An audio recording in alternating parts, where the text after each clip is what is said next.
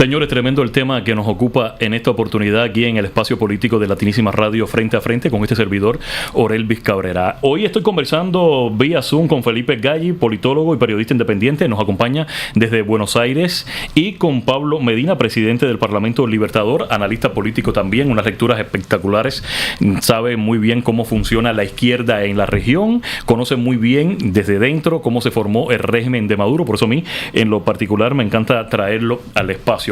Voy a regresar con Felipe. Felipe, qué interesante esto que está ocurriendo ahora mismo en el partido de Morena. Vemos que hay conflictos, hay división interna. Por ejemplo, el escándalo que rodea a Adán Augusto López por vínculos de su exsecretario de Seguridad con el narcotráfico. Cuando vemos un partido dividido, con fragmentación, ¿puede significar esto también la derrota política en las próximas elecciones? ¿Tu punto de vista?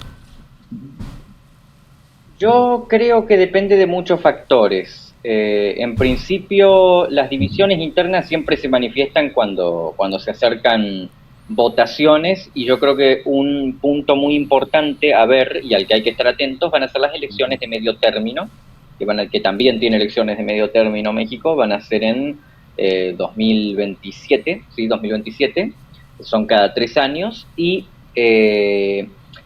se va a poner en juego, ¿no?, lo que es la Cámara de Diputados, lo que es una parte del Senado, y yo creo que es muy importante porque obviamente va a estar en juego la mayoría de 2/3 de Morena, si la retienen o no, y en ese sentido van a ponerse en juego también muchos liderazgos de carácter regional, de carácter nacional, de cara a lo que va a ser definir una candidatura presidencial posterior. Todavía no estamos muy verdes, no es muy pronto como para andar hablando de nombres y también para andar hablando de una eventual derrota política. Digo, Claudia Sheinbaum todavía no cumple un año de haber asumido, pero no está de más recordar que en México no hay reelección, no existe ningún tipo de reelección, no puede ni volver AMLO porque ya cumplió un mandato, y en ese sentido yo creo que lo van a mantener porque en México, y sobre todo en el movimiento que encarna Morena como una herencia del antiguo PRI, como una herencia a lo que es la Revolución Mexicana, van a mantener esa tradición de que no se reeligen los presidentes, pero ya lo que eso también te dice que va a haber una interna muy complicada para lo que es la selección de un sucesor, ¿no? Porque Sheinbaum en la siguiente elección no va a poder competir, AMLO tampoco, y entonces va a haber que seleccionar un candidato. De todas formas, yo creo que en este momento, reitero, no parecen dadas las condiciones para una fragmentación que conduzca a una derrota mientras no nazca una fuerza política alternativa, ¿no? Mientras no nazca una oposición que sea electoralmente competitiva, porque si no, en el peor de los casos se dividiría Morena, si se llegase a dividir Morena, y la elección sería entre 2 candidatos de Morena. Bajo los votos actuales, del 60% Morena, 28% la oposición, es lo que ocurriría. Claro, y la matemática en ese caso no falla. Tendríamos a otro presidente del partido, o otra presidenta del partido de Morena. Pero fíjate qué interesante esta parte con el tema de Claudia. Estamos viendo a una Claudia que es una copia exacta de Andrés Manuel López Obrador. ¿Te parece que aún continúa a las sombras Andrés Manuel López Obrador dirigiendo México, y que Claudia sea sencillamente la figura decorativa o la cara del partido? Felipe, porque contigo. Es una que se han hecho varios. ¿Conmigo? Sí. Es una pregunta que se han hecho varios analistas, es muy compleja. Pero yo te diría que Claudia Sheinbaum es autónoma políticamente, sobre todo porque en México, reitero, hay ciertas tradiciones políticas que no cambian, no importa que cambie el partido político, no importa que cambie el modelo, e incluso no importa si cambia el sistema. AMLO ya no puede volver a ser presidente nunca, y en todo caso, si se discutiera, que ni siquiera está en agenda, si se discutiera habilitar una reelección para que volviera AMLO, tendría que ser obligatoriamente con la anuencia, con que Claudia Sheinbaum lo permitiera. Y es muy improbable que algo así ocurra. Entonces, se ha intentado en el pasado, de hecho, durante la época del PRI, al candidato presidencial del PRI lo escogía el presidente saliente.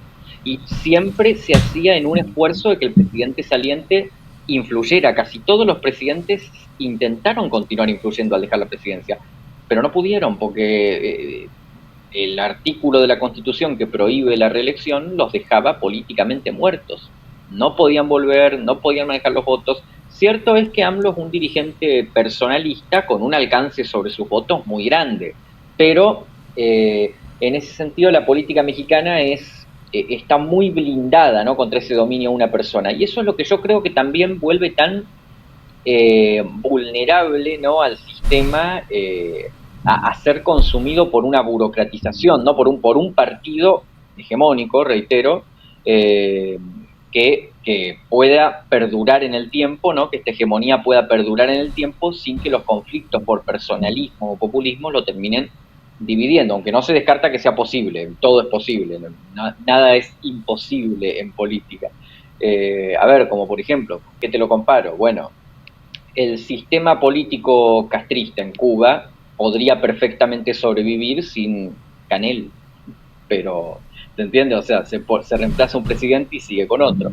Y yo creo que lo mismo pasa en el caso de Morena con AMLO. AMLO era un líder fundacional que era imprescindible cuando estaba en oposición y que fue imprescindible durante 20 años, pero que en cuanto pudo haber una selección de un liderazgo que ganara las elecciones, como fue el de Claudia Sheinbaum, y en cuanto ella se empezó a posicionar, no solo a nivel nacional, sino también internacional, es muy popular entre sectores de la izquierda global, Claudia Sheinbaum, ya perdió, ya hay como una sensación de ciclo cumplido y de recambio generacional. Claudia Sheinbaum logró asumir exitosamente un liderazgo para dentro de Morena que otros sucesores elegidos a dedo en distintos regímenes o en distintos partidos políticos en toda la región nunca pudieron hacer. Claro, ¿qué pasa en Latinoamérica, Pablo? Porque fíjate que siempre vemos que en Latinoamérica hay muchísimos gobiernos de izquierda. Después del año 2000, el Foro de Sao Paulo los impulsó a todos. Pero la gente de Latinoamérica, la gente no aprende. Por ejemplo, México no aprende, los mexicanos en este caso, no han aprendido de la desgracia cubana, no han aprendido de la desgracia venezolana, que vemos lo que está pasando, tú lo citabas ahorita en Colombia, ahora vemos lo que está a punto de pasar en México, aunque haya mucha gente que no crea que pase. Le falta información a los pueblos de Latinoamérica. Hay que hablar más hasta dentro de las escuelas de Latinoamérica de lo que ha sido estos regímenes como Cuba, Nicaragua, Venezuela en la región. Mira, por supuesto que hay que hablar, y sobre todo de dónde partió todo, porque no se conoce bien la historia del Foro de Sao Paulo, no se conoce bien lo del Grupo de Puebla. Eso no está eso no se habla ni en la prensa. No se habla en la prensa, no se habla en las universidades, no se habla en la sociedad. Es un tema tabú, prácticamente, el Foro de Sao Paulo, los daños que ha causado. Pero además es importante saber por qué se creó el Foro de Sao Paulo, qué sustituyó. Sustituyó también a una democracia que no resolvía los problemas de la gente, que por supuesto es el mejor sistema que hay. Pero los gobiernos democráticos en América no lograron resolver los problemas de empleo, de seguridad, de educación, de salud, los problemas de la gente, de la sociedad. Y entonces llega cualquier persona como Hugo Chávez, y la corrupción, por supuesto. Claro. Y llega Hugo Chávez, como llega Petro, como llega el otro, llega AMLO en México y el otro, y con un discurso van cambiando la conciencia política de los daños que causa este tipo de gobierno. Y entonces, yo creo que en el programa pasado te hablé de cómo los gobiernos de Venezuela de 1930 a 1957 fueron gobiernos militares y civiles, ¿no? Militares y civiles. Y entre todos ellos hicieron una política económica, una política social de enfrentar las pandemias, construyendo escuelas, construyendo hospitales, avanzando en la economía, avanzando en la educación y en la ciencia, ¿no? Y no lograron endeudar a las naciones, como hacen todos los gobiernos en América Latina, que endeudan a las naciones. Y se endeudan con los grandes bancos internacionales, que realmente, como dijo ¿cómo se llama? No es Adam Smith, un gran economista, que la deuda externa es el gran invento para dominar a los pueblos, ¿no? Bueno, yo creo que se requiere, chicos, un gran debate. Ojalá estas conversaciones sirvan para que porque yo sé que tienen mucha audiencia y te felicito, ¿verdad? La audiencia que ha alcanzado, que esto sirva para un debate continental sobre cuál es el futuro de América. Por ejemplo, ahorita hay un tema muy interesante, el tema que Milei impulsa con una política económica de carácter muy estricta, fondo monetarista, e incluso le regaló la motosierra a Elon Musk. ¿Sí? Y hubo un debate aquí muy interesante en Estados Unidos si se aplicaba la política de Argentina, de Milei, en la motosierra que Elon Musk propuso y la que propuso Pero lo Donald hemos visto Trump. aquí en los Estados Unidos, porque el gobierno federal recortó su presupuesto. Muchísimos trabajadores federales fueron víctimas de los despidos. Yo soy uno de ellos, por ejemplo. No, pero está bien, no, ahí se le pasó la mano, está bien. Pero en el caso de la propuesta que hizo Donald Trump en materia económica, en la ley, porque Milei quería que había que resolver en este primer presupuesto la deuda que tiene Estados Unidos de 37 trillones. No la puede resolver. No, es que es imposible realmente. Imposible, pero eso lo proponía él. En cambio, Donald Trump propuso, señores, vamos a bajarla 5 trillones, pero hay que reactivar la economía. Que esa es la diferencia con Milei. Porque Milei, esas políticas traen demasiado secuela. No están pensando en la gente, en los trabajadores, no están pensando en los desocupados, no están pensando en los trabajadores y en los viejos, en los jubilados y pensionados. Tienes que hacer una política de ajuste gradual, pero tienes que hacerla como hicieron estos gobiernos en Venezuela durante 40 años, que fue una política gradualista, de ahí haciendo los ajustes, pero desarrollando el país, recuperándolo. Entonces es muy importante estas conversaciones, Orel.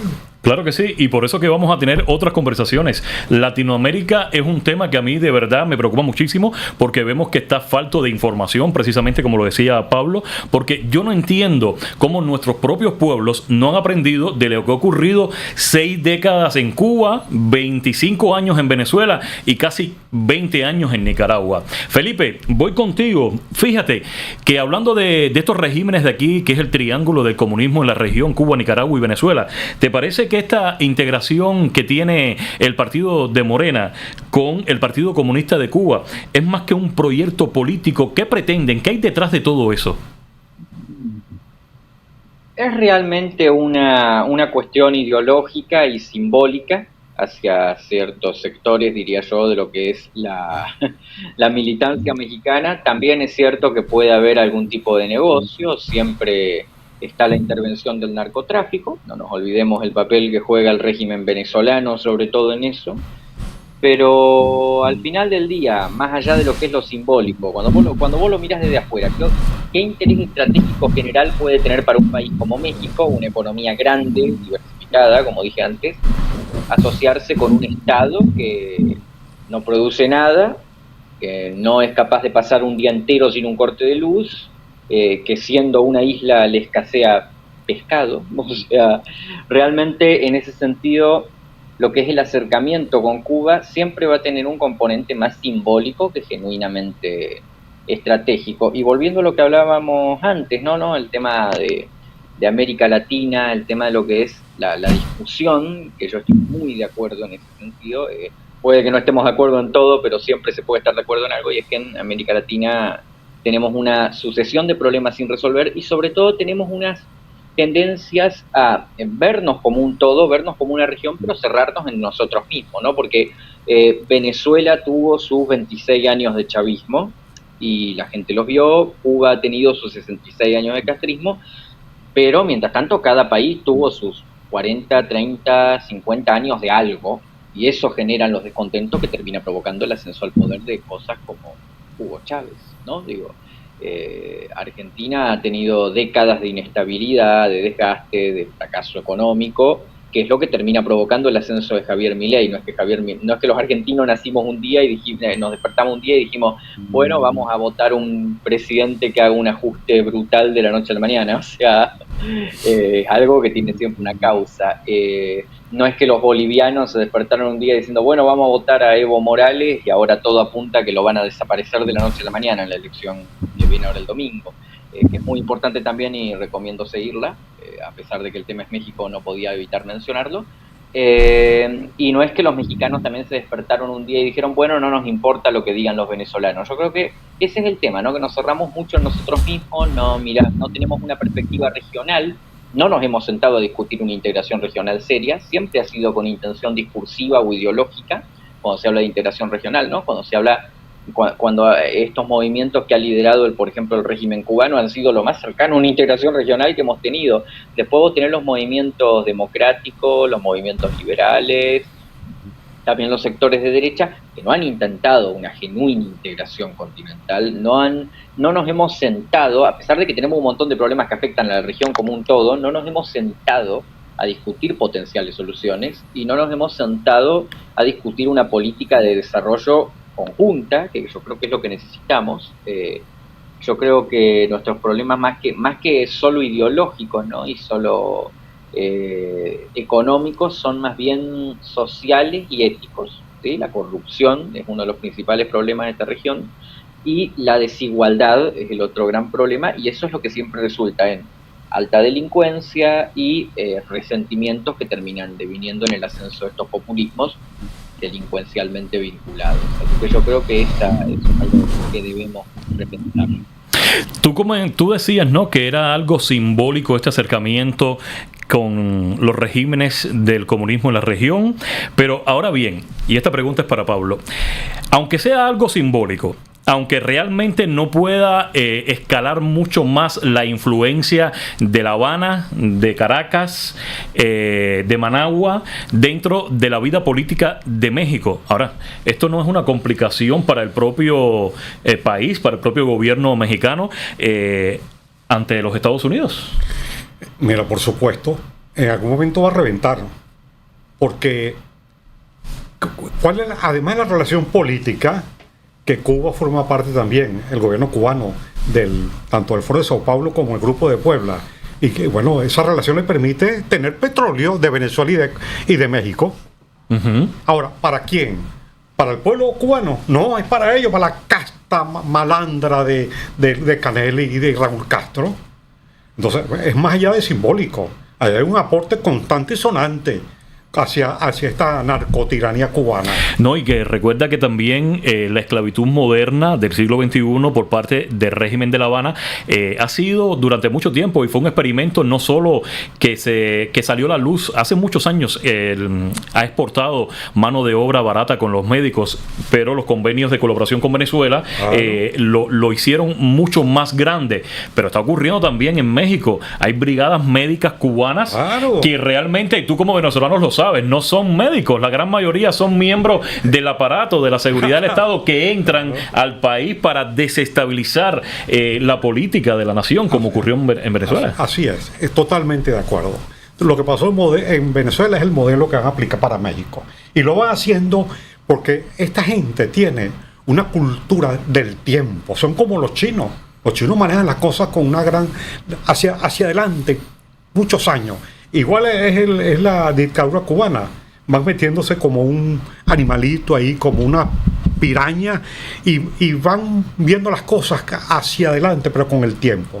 Y ya comenzó con México. México va a terminar en eso también. A la larga, si no se produce un cambio en México, a la larga, le dan un periodo más y se perdió México también. Ahora, Felipe, ¿no? Sí. Dijo algo muy interesante, en que realmente no hay realmente convenios de integración. En Venezuela lo hubo con Ecuador, con Colombia, Ecuador y Perú. Hubo la Corporación Andina de Fomento, y mira que fue bastante buena, pero llegó Chávez y la eliminó inmediatamente. Una de las primeras cosas que hizo fue eliminar la corporación, que permitía obtener préstamos a muy bajo precio para desarrollar empresas en Venezuela y para cualquier país. Existió el proyecto Ayacucho, él acabó con todos esos recursos, todos esos convenios, y ahí es necesario hacerlo. Por eso forma parte, ojalá esto realmente permita abrir una discusión, una conversación sobre el presente y futuro de América Latina. Felipe, muy interesante lo que acaba de plantear Pablo, y yo quiero saber tu punto de vista. Ya estamos casi en los minutos finales, nos quedan 8 minutos para cerrar el programa. ¿Tú crees que México al final termine reproduciendo los errores del totalitarismo venezolano, cubano y nicaragüense? ¿Me escuchan? ¿No se me escucha? Sí, te escucho perfectamente. Yo creo que por las condiciones de la élite y la economía mexicana es mucho más difícil que se dé de la misma manera. Pero reitero, una deriva autoritaria es algo totalmente posible. Un declive económico también es posible, si bien no creo que llegue nunca al nivel de colapso al que llegó Venezuela. Eso es algo que por la diversificación de la economía mexicana es más difícil, el grado de diversificación. Pero volviendo a si es posible. Ahora bien, esa infiltración cubana que cita Pablo, ¿no? Sí, es real, es muy real, y es cierto, en efecto, que la influencia de La Habana siempre es nociva en sentido, no solo en el sentido económico, ¿no? Porque el régimen cubano, aun cuando, yo reitero que los motivos que suelen llevar a un movimiento político a asociarse con ellos suelen ser simbólicos, suelen ser puramente ideológicos, pero una vez que se meten, sí, terminan siendo un parásito bastante difícil de extirpar, y en ese sentido es posible que ahora estén intentando atarse al cuello de México ante, bueno, el evidente hecho de que ya están terminando de desangrar a Venezuela, no les queda tanto combustible, ¿no? Pero no creo que se logre replicar, reitero, de la misma manera. Si vamos a hablar de que se va a replicar algo por ese lado o en ese sentido, es posible una deriva autoritaria y sí es posible una cooptación hacia ese esquema, ¿no? Que igual, creo yo, provocaría demasiadas tensiones con Estados Unidos, porque México es la frontera sur de Estados Unidos. Eso ya es palabras mayores para mí. Reitero, cuestiones geográficas, de élite y de la economía que vuelven difícil que se dé de la misma forma que se dio en Venezuela. Pero no estoy tratando de decir que no puede ocurrir algo similar, solo que quizá no a ese nivel. Lo cierto es que tenemos que seguir lo que está ocurriendo en México, el desarrollo de principalmente Morena, el destino del pueblo mexicano y por supuesto lo que representa no solo para Estados Unidos, sino también para toda Latinoamérica. La ventaja que tiene el pueblo cubano que está en la frontera con Estados Unidos. y tenemos una dictadura de 6 décadas. Claro. Quería preguntarte ya para las conclusiones del espacio, ¿no, Pablo? ¿Cómo ves la izquierda en Latinoamérica? Tu punto de vista, ¿qué le parece a Venezuela, a Maduro, al chavismo, con esta llegada al poder de Morena y con todo lo que representa principalmente para la región? Bueno, yo creo que va a depender en estos tiempos, en estos 6 meses, de lo que ocurre en Venezuela. Eso es lo primero. Allá el pueblo venezolano, como te dije la otra vez, no ha dejado de luchar. Porque hubo recientemente, en nuestro programa que yo hablé, recuerda, de la historia de los Estados Unidos, que la independencia se logró gracias al apoyo de Francia y España con el Algarve. Entonces, el subjefe de América Latina estuvo hablando recientemente en una entrevista que le hizo el hijo de Donald Trump. Y él dijo, hay alguien por ahí habló de que Francia apoyó a Estados Unidos, la independencia de otros países. Bueno, pero nosotros decimos que nosotros no podemos hacer nada en el mundo porque la política norteamericana ahora cambió. No está muy bien. Nosotros simplemente lo que pedimos es que apoyen a la resistencia venezolana, porque nosotros podemos hacer el cambio, porque la mayoría de los venezolanos votaron en contra de Maduro y en contra de ese régimen. Pero ellos tienen, allá están los rusos, están los chinos, están los iraníes, y nosotros nos estamos enfrentando a una guerra civil. Estamos enfrentando una guerra internacional que no se quiere reconocer. La presencia de estos factores internacionales violan el Tratado Interamericano de Asistencia Recíproca, el TIAR, que fue firmado por Estados Unidos en 1947, viola todo eso. ¿Por qué no despierta el señor Landau, el subjefe, Landau, creo que es en inglés, y estuvo en Venezuela? No está viendo las cosas desde el punto de vista histórico, no está viendo las cosas desde el punto de vista del presente. Pero su declaración me dio la impresión de que vio el programa tuyo. Quiero hacerte una pregunta porque a mí me encanta aprovechar tu presencia aquí en el Espacio Serio. Fíjate que está tan interesante esta movida de Donald Trump, de la administración de los Estados Unidos, donde le incrementaron el precio, o sea, la recompensa literalmente por la cabeza de Maduro. $50 millones. ¿Podremos ver el fin del chavismo? Tú sabes que hay una periodista que le preguntó, entrevistó a Paddy Bombi, la jefe de seguridad de Estado. Sí. ¿Cómo es posible que le hayan subido el precio el doble de que se la subieron a, ¿cómo se llama?, a Bin Laden? Ella, no, son 50 millones, está bien, pero el problema es la geopolítica. El problema no es igual que esté por allá, en Medio Oriente. En Medio Oriente, aquí está, aquí en Venezuela, aquí en el patio trasero de los Estados Unidos. Está muy bien que le hayan puesto 50 millones. Donde está colocándose ahora mismo, está entrando en la región y es preocupante China, claro, con Irán y también Rusia. Y China, señores, yo siempre lo repito de esta manera y sé que estás de acuerdo conmigo. China está colonizando al mundo con la deuda. Esa es la nueva colonización del siglo XXI. Está en toda América Latina. En toda América Latina. Bien. Bueno, Donald Trump lo sacó del canal de Panamá a los chinos. Exacto, pero está metida en Bolivia, en Perú, en muchos países, en Venezuela. Tremendo tema el que hemos analizado hoy. Felipe Galli, politólogo y periodista independiente desde Buenos Aires. Muchísimas gracias por estar con nosotros en el programa. Muchas gracias, de verdad, por la invitación y un saludo a los que nos vean. Las puertas y los micrófonos quedan abiertas para otra oportunidad y como siempre Pablo Medina, presidente del Parlamento Libertador, politólogo y analista político también, que conoce muy bien el tema de Venezuela, el tema de la izquierda latinoamericana. Señores, la invitación para que me acompañen en otra oportunidad. ¿Dónde? En el mismo lugar. Radio Latinísima, Euforia, ahí nos sintonizas vía radio, también en Roku, en Fire TV y por supuesto en nuestra aplicación de latinísima.net. Vaya también a Instagram y busque Latinísima Radio para que conozcas muchísimo de las interioridades, cómo se producen principalmente los principales programas de esta estación. Soy Orelvis Cabrera, esto fue Frente a Frente, te espero en otra oportunidad. Pues te digo que